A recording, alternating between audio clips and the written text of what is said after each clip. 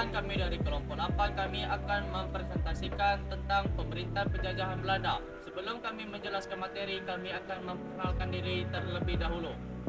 Perkenalkan, nama saya Egy Ardiansyah sebagai moderator dan rekan saya Nadine Melodia Paramesi sebagai penyanyi satu. Selanjutnya, perkenalkan, nama saya Dimas Mustaqim, saya sebagai penyaji kedua. Selanjutnya, perkenalkan nama saya Renza Deojana sebagai penyaji tiga. Kembali ke moderator.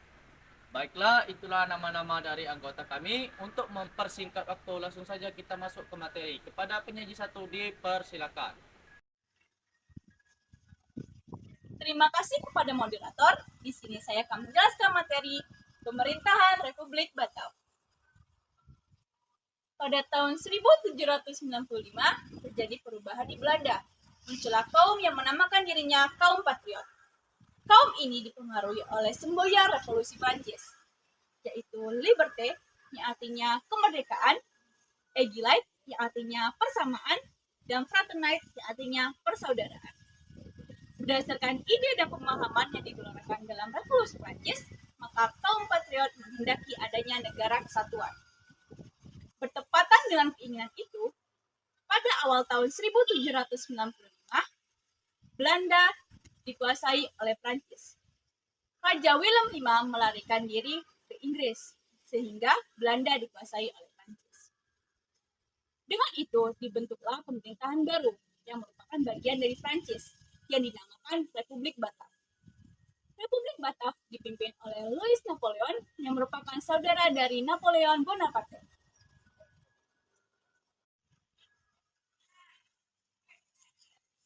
A. Pemerintahan Herman Willem Dendels. Herman Willem Dendels memerintah di Nusantara pada tahun 1808 sampai 1811. Tugas utama Dendels adalah untuk mempertahankan Jawa agar tidak dikuasai oleh Inggris. Sebagai pemimpin yang telah ditunjuk oleh pemerintah Batak, maka Dendels harus memperkuat pertahanan dan memperbaiki administrasi pemerintah. Bidang pertahanan dan keamanan. Dalam rangka melaksanakan tugas mempertahankan Jawa dari serangan Inggris, Dendels melakukan langkah-langkah.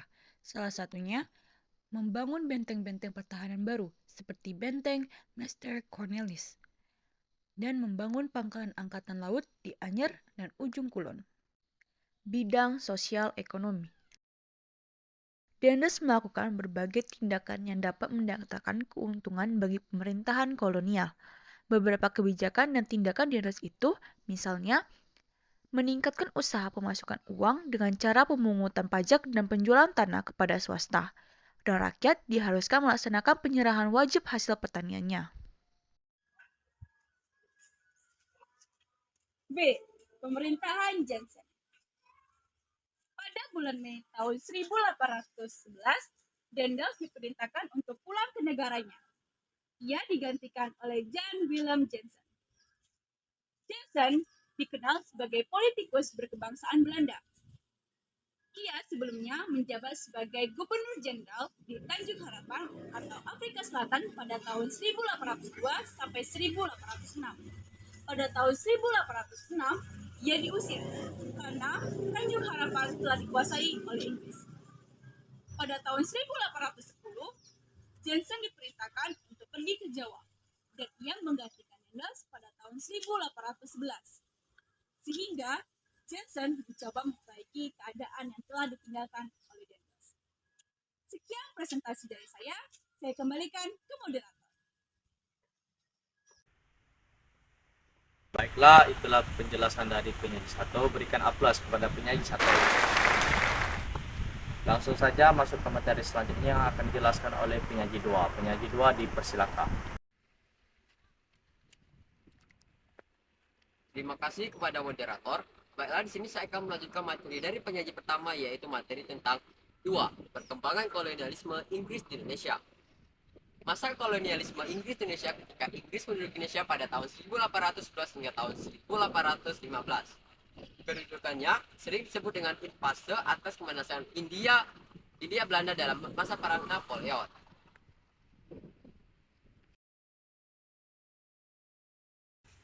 A. Kebijakan di bidang pemerintah.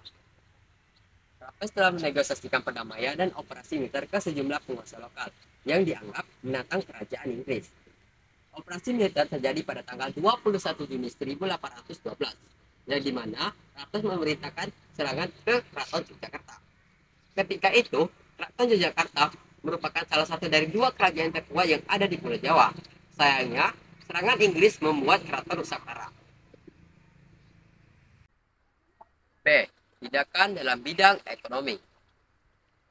Raffles telah berusaha melakukan beberapa tindakan untuk memajukan perekonomian di India. Salah satu tujuan utama yaitu meningkatkan keuntungan pemerintah kolonial. Sayangnya dapat dikatakan bahwa Raffles telah gagal dalam mengendalikan tanah jajahannya sendiri. Akan tetapi rakyat masih mengalami penderitaan yang sama. Beberapa kebijakan dan tindakan yang dijalankan Raffles sebagai berikut. Yang pertama, pelaksanaan sistem sewa tanah atau pajak tanah yang kemudian diletakkan dasar bagi perkembangan sistem perekonomian uang. Yang kedua, penghapusan penyerahan wajib hasil bumi. Yang ketiga, penghapusan kerja rodi dan perbudakan. Yang keempat, penghapusan sistem monopoli. Yang kelima, peletakan desa sebagai unit administrasi penjajahan. Sekian presentasi yang bisa saya sampaikan, saya kembalikan ke moderator. Baiklah, itulah penjelasan dari penyaji 2. Berikan aplaus kepada penyaji 2. Materi selanjutnya akan dijelaskan oleh penyaji 3.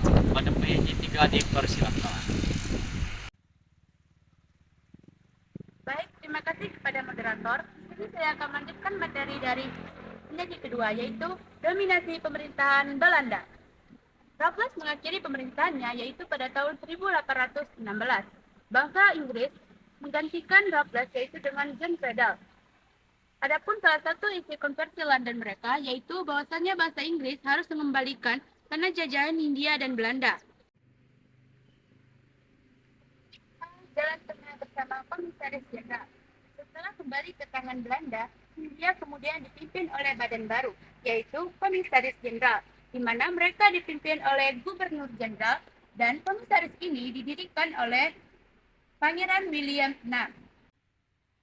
Berbekal dengan ketentuan dan perundang-undangan, bangsa Belanda dan Hindia berangkat ke negara Batavia. Mereka tiba di negara Batavia pada tanggal 27 April 1816. Setelah itu mereka turun ke lapangan dan mereka melihat bahwasanya di lapangan tersebut mereka tidak dapat menerapkan prinsip-prinsip yang telah mereka buat, yaitu prinsip liberalisme. B. Sistem tanam paksa. Sesuai dengan keadaan di negeri jajahan, maka untuk melakukan penanaman harus menggunakan kebiasaan pada kaum pribumi atau petani, yaitu sistem kerja rodi atau sistem tanam paksa. Dalam pelaksanaan sistem tanam paksa, menurut Pandan Bos harus menggunakan organisasi dan kekuasaan tradisional yang sudah ada. C. Sistem usaha swasta. Setelah sistem tanam paksa dihapuskan, pemerintah Belanda mendirikan sistem usaha swasta. Pelaksanaan sistem usaha swasta berdasarkan peraturan perundang-undangan, tetapi sistem usaha swasta ini masih membuat rakyat pribumi mengalami kesulitan. Sehingga pemerintah Gubernur Jenderal menetapkan sistem tanam paksa kembali. Sistem tanam paksa yang ditetapkan kembali menghasilkan pro dan kontra. D. Perkembangan agama Kristen.